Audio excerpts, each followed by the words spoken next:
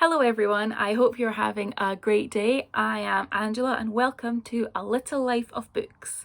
Today I have for me, quite a large book haul.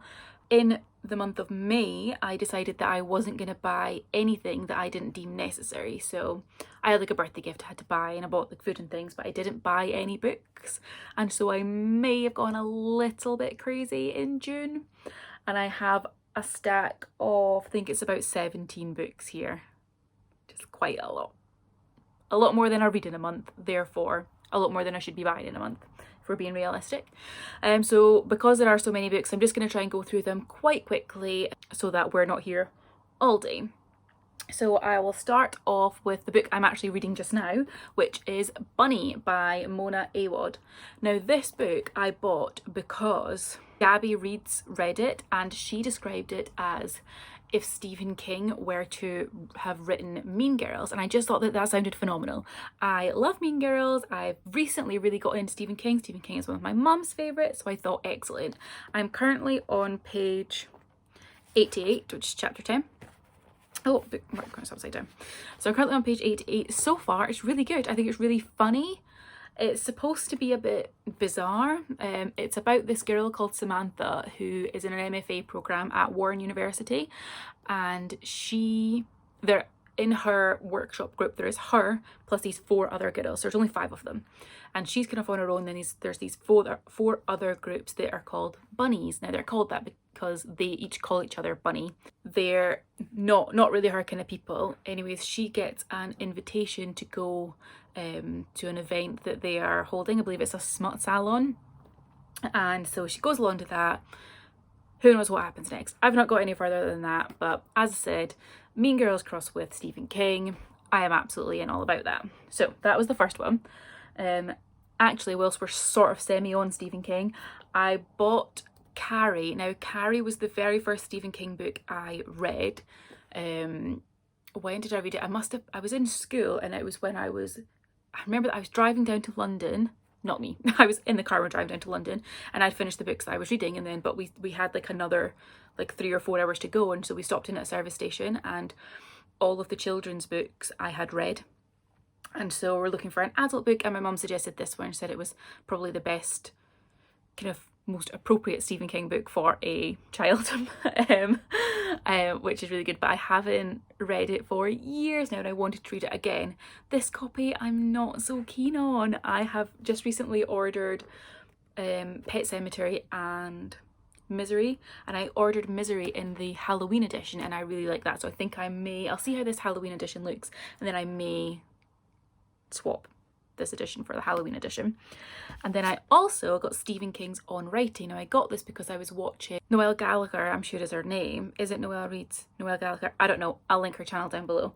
And she is doing some sort of postgraduate literature degree. I don't really know. I don't know what her degree actually is. And she's been focusing a lot on Stephen King, and she's been reading a lot of them as well, which is actually why I've ordered Pet Sematary. And she talked about this one, and I just think it'd be really interesting. Part memoir, part how to write guide. I mean, it is called On Writing, a memoir of the craft. So hopefully this will be quite good. Then, sticking with the Noelle Gallagher theme here, I'm all about the themes apparently. I have Call Me By Your Name by Andre Aciman. Now, I'm not entirely sure if that's how you pronounce his surname, Aciman. I think it sounds like cooler in an American accent. Anyways, doesn't sound so good in my accent. Noelle Gallagher absolutely loves this author. I think he may be her favourite, and this book is one of, if not her favourite by him. So I decided to get this. It's a bizarre American edition. I ordered it off Book Depository, and it's wider and a lot more floppy, and the cover feels different from my usual books. It's quite unusual. I tend to not order American editions simply because when words are spelled differently, colour, favourite, like basically OUR words, or OR in American words, it kind of takes me out of the story a little bit, so I'm hoping there aren't too many of those words in here. Anyway, this book is about a romance between a boy and a girl in the Italian Riviera. I believe one of them is a visitor to a parents' guest house. Can't remember. Anyways, it's a romance. I hope it's good. That's all I know. The next book, where should we go now? To get into some fantasy. Yes, I've bought The Poppy War by R.F. Kuang. Apologies for my pronunciation. This book, I saw Books with Emily Fox talking about ages ago, can't remember, but she loved it, I think. So there's this one, The Dragon Republic, is out, and then there's a third one. If it's not out now, then it's coming out soon. I don't really know, but I thought that it sounded so good. Basically, it just seems to be a book about this girl, don't know her name, Rin. Rin is her name, apparently. I've just read the back. Cheated there, read the back. It's all about her, and about her, there's about to become, I believe, a third Poppy War, hence the title of the book there. And it's all about her sort of training and fighting and things. It seems to be very military-esque, so we'll see if I like that. I've never read anything by this author, never actually heard of anything else that they've written apart from the Poppy War series. Don't know what the name of the actual series is. Don't know. But sticking along the themes of war, fighting, etc., I also got A Rage of Dragons. Oh, covering the title there, The Rage of Dragons. This one is very popular on BookTube just now. And so I thought, hey, I'll give that a whirl. I've only really heard good things, except from, Elliot Brooks. What is the name of her channel? I don't know if I actually have her book here. Peace and Turmoil. Yeah, she didn't give it a glowing review, but I still thought it sounded good, so I bought it. It's arrived. Haven't read it yet. Couldn't really tell you anything about it other than it's all about fighting and war, etc., training and things. The next book I got was one that I've heard loads of people talk about, and you know, I still couldn't even tell you what it's about, and it is Kazuo Ishiguro's Never Let Me Go. Now, I have never read anything by Kazuo Ishiguro, and he seems to have written loads of books, and lots of people talk about them, and everybody says that they're great, and I have no idea what they're about. So what does this say? Narrated by Kathy, now 31, Never Let Me Go dramatises her attempts to come to terms with her childhood at the seemingly idyllic Hailsham School, and with the fate that has always awaited her and her closest friends in the wider world. A story of love, friendship and memory, Never Let Me Go is charged throughout with a sense of the fragility of life. I think it sounds good. I would quite like to get to this quite soon, just simply because I've heard so many good things about it. I think this is going to be like pretty high up on my TBR. Hope to get this read. Well, I don't might hope, that doesn't make sense. I do hope to get this read in July. But anyways, Kazuo Ishiguro's Never Let Me Go. Next, I have 3 books by N.K. Jemisin. I love N.K. Jemisin. The first series I read was the Broken Earth trilogy here, and then I have just a couple of weeks ago finished the Inheritance trilogy. Love them both, and so I've bought The City We Became. That one, I'd pre-ordered that. I can't remember when that came, whenever it came out a couple of weeks ago. Maybe I should have that in here. Well, I've got that one as well, The City We Became. Everybody's talking about that just now. Glowing reviews from absolutely everybody. I haven't heard any negative things about it whatsoever. And so I ordered the Dreamblood duology. So why do I keep saying ordered? I didn't order them, I bought them. I've bought them, they've arrived, they're here, they're mine, I have them in person and everything. So we have book 1, which is The Killing Moon, and book 2, which is The Shadowed Sun. Now, to be honest, I didn't really know what these were about when I bought them, but N.K. Jemisin, apparently she is now an automatic buy for me. So The Killing Moon says, in the ancient city of Gujari, don't know how to pronounce that, peace is the only law. Upon its rooftops and among the shadows of its cobbled streets wait the gatherers, the keepers of this peace. Priests of the dream goddess, their duty is to harvest the magic of the sleeping mind and use it to heal, soothe, and kill those judged corrupt. But when a conspiracy blooms within Gujari's great temple, the gatherer Ihairu must question everything he knows. Someone or something is murdering innocent dreamers in the goddess's name, and Ihairu must now protect the woman he was sent to kill, or watch the city be devoured by war and forbidding magic. Doesn't that sound fantastic? I am not going to read about what The Shadow Sun is about, because I'm not interested in what this one is about until I have read the first one. Ordinarily, I wouldn't buy more than one book in a series unless I'd read the previous one to at least know if I like it. But, I mean, N.K. Jemisin, chances are I'm going to like it. So I've bought them. And then the final N.K. Jemisin one I got was How Long Till Black Future Month. This is a collection of short stories, you know, around a sort of theme of race and things. Now this one, N.K. Jemisin is a black woman living in America. I believe she is actually American. I don't think she's moved there. Just says she lives in Brooklyn. I'm assuming she is actually American. This cover, can I just say how beautiful this cover is? Normally I really dislike having faces of real people on covers. It is not something I enjoy at all, but I just think this one is so good. I'm not sure if it's because it's a side profile, or I think it's maybe actually the size of her hair. I absolutely love it. I could never, my hair just would never do anything like that. It's just kind of boring and does its own thing, but my goodness, that looks so good. Anyway, really interested to read this. This is really quite high up on my TBR as well. I think I'll read this before I read the Dreamblood duology. Maybe I'll read that before The City We Came as well. I think this will maybe be my next N.K. Jemisin, and by my next N.K. Jemisin I mean when I start within the next few weeks. So I have that one as well. Then on to a book I've actually already read on audiobook. This is Educated, which is a memoir by Tara Westover. Now, as I say, I read this listened to it on audiobook, and I absolutely loved it, so I felt like I wanted a copy of the actual book. This is about a girl whose dad in particular is very anti-government, wants to live off the grid, be self-sufficient, doesn't want people prying in on him, wants to be able to just kind of get on, do his own thing, be his own man, not be influenced by the wider America. And it's about her growing up, and she was homeschooled. She worked on her family's farm, did lots of things there, and it's about her awakening of what her family tell her and what she's experienced isn't the whole world. There is a whole other world out there. There are many places, there are many people, there are many different religions, and it's about her leaving her home and sort of making her way to university to become educated. It was so interesting. Unlike any other memoir I've read, actually, I tend to read memoirs of people I have heard about. So for example, I read David Attenborough's, I've read Michelle Obama's, Meatloaf's.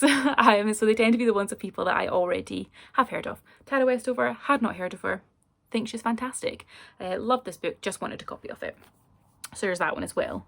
Next, I ordered 2 Toni Morrison books. I got Beloved and The Bluest Eye. These ones actually were also inspired by Noelle Gallagher. Am I just buying her entire TBR? I don't know.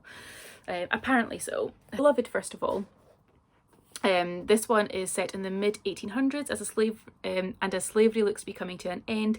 Seth is haunted by the violent trauma it wrought on her former enslaved life at Sweet Home, Kentucky.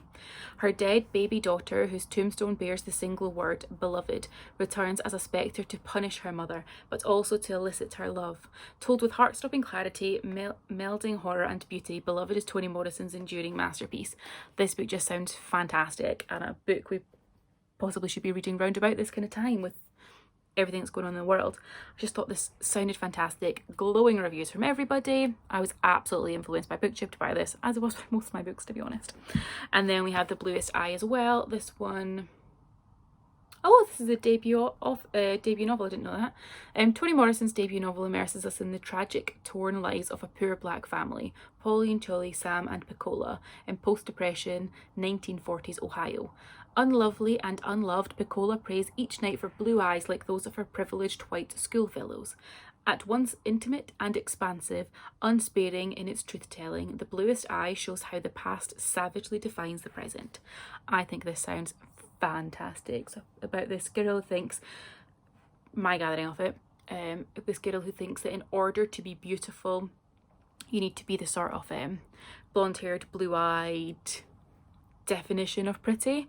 And so she wants to be like them, which sounds like it's going to be kind of heartbreaking, to be honest.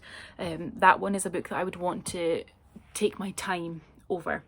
So I have that one as well. Don't worry, we only have 4 left. We are getting there. This next one I bought is The Five by Hallie Rubenhold. Now this one has a sticker on it. I hate when they put stickers on books. At least this one I can get off. which I'll do later. There's another one there, Waterstones one as well, irritating. So this is the story of the women killed by Jack the Ripper in London. So it looks, there's a chapter on each of them and it tells you kind of a bit about their lives. And I just thought that this sounded so interesting because, I'll be honest, I didn't know the names of these women. You know that there's Jack the Ripper, you know that he killed people, didn't know who he killed.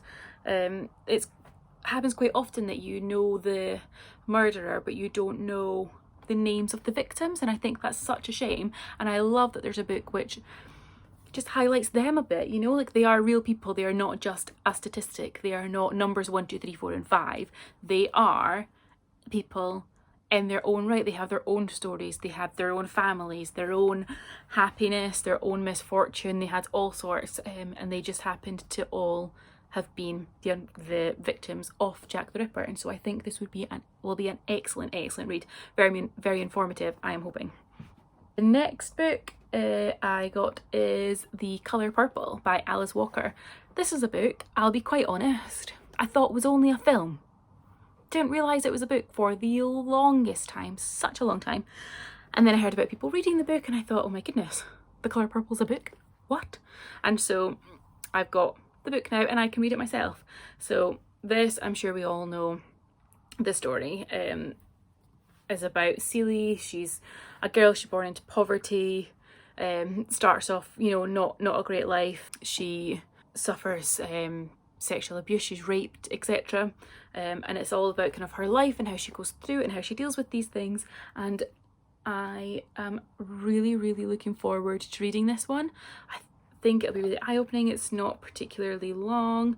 I quite like that it seems to be told through little letters to God, like little dear God each time. I think that's really interesting. I've never read a book like that and I'm really looking forward to reading that one, as I am with all of these, to be honest. Right, second last one. This is The Underground Railroad by Colston Whitehead. This book, I actually have heard more people talk about the Nickel Boys, which I have ordered. I pre-ordered it and it hasn't arrived yet, but I can see it. I was in Waterstones yesterday and it was there, which is really frustrating because I would have just bought it. However, it's not come through my door yet, which is frustrating. Anyways, because everybody's talking about this, that one, The Nickel Boys, I decided, I saw this one, The Underground Railroad. It was half price in Waterstones. I was like, I'm gonna have me that. So I only paid £6.50 for a hardback. I was like, yes please. Didn't even really know what it was about, so let me just read the synopsis here. So it says, Cora is a slave on a cotton plantation in Georgia, an existence made even more hellish by her status as an outcast among her fellow Africans.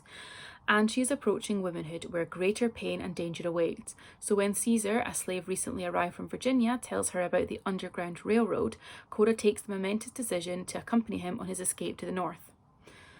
In this razor-sharp novel, the Underground Railroad has assumed a physical form, a dilapidated boxcar pulled by a steam locomotive picking up fugitives wherever it can. Thus begins Cora's perilous journey as she is pursued by a ruthless slave catcher named Ridgway, obsessed both with Cora and her mother, who eluded him years before. The Underground Railroad is a story of one woman's ferocious will to escape the horrors of bondage and a shatteringly powerful meditation on history and the unfulfilled promises of the present day. Another book that I think will be really important to read around this time, just to, you know, show your appreciation, educate yourself on the cause, and just, you know, just be present in the moment and see what you can maybe do and see how people's lives may have been. I understand that this is fiction, but, you know, every little helps. Is that Tesco that says that? Can't remember. Anyways. Moving on. The final book, finally, we have made it there. I've been filming for over 20 minutes now, like it's been a long time, is The Silent Wife by Karen Slaughter. Now, this book was an automatic buy. Don't actually know what it's about. However, Karen Slaughter is one of, if not my favourite author. I absolutely love her. Any book she releases, it's an automatic buy. This one, I believe, is part of the Will Trent series. Is it? Mentions Grant County, must be, yes, Will Trent. So Karen Slaughter has sort of an ongoing season. We must be on about book 12 or something of Will Trent. Will Trent is a police detective, and we follow him, and then sort of adjacently we're also following Sarah Linton, who is the coroner. There tends to always be a brutal murder, often a serial killer, and we're following the investigation to catching the killer. This one, as I said, I'm not entirely sure what it's about. However, it's a definite read, as are all of Karen Slaughter's books. I absolutely love her. So we have got there, we have made it, it is done. That was, I think, 17 books. That was a lot of books, it was a lot of talking. My poor throat has not done this much talking for quite a while. And well done to everybody if you have made it this far. Thank you very much for listening and supporting. Let me know if you have read any of these books, if there's any ones that you think I should get to really quickly. As I said, to be honest, I'm excited about them all. But if there are any that you think should be like quite high up on the list, let me know. Until then, I will see you in the next video. So I hope you have a great day. Goodbye.